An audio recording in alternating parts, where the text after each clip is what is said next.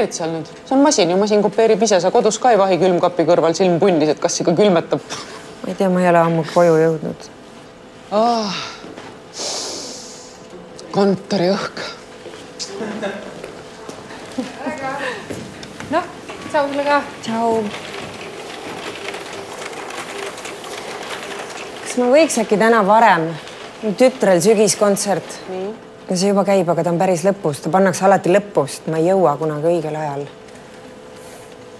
Ta on teine liblikas. Personalijuhina ütlen, sul on täielik õigus. Miks ei jõua? Keegi keelab või? Ja, aga ma mõtlen, et ma tuleksin siis hommikul varem. Ma jõuan selle kõik hommikul ära lõpetada. Personalijuhina ütlen, et sul on täielik õigus. Mina väga tahaks lasta sul minna. Liblikas on nii ilus loom. Sigib, poegib, võtab blondi mõtt täis. Ime ilus. Nägemist.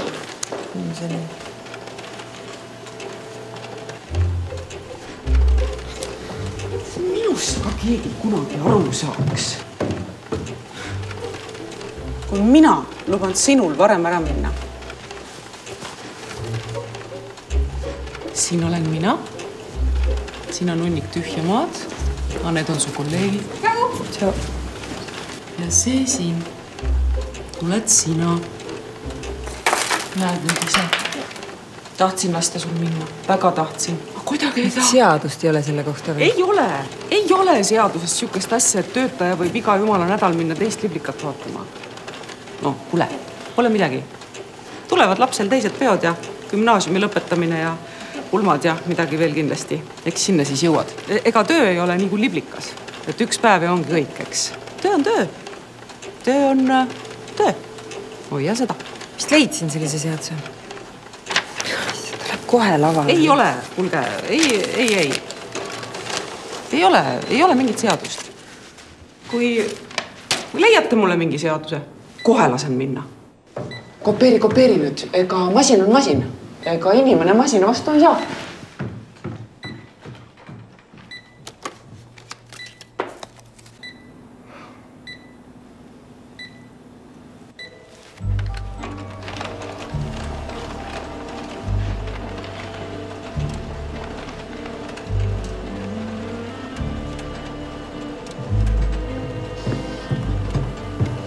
Head töötuju siis.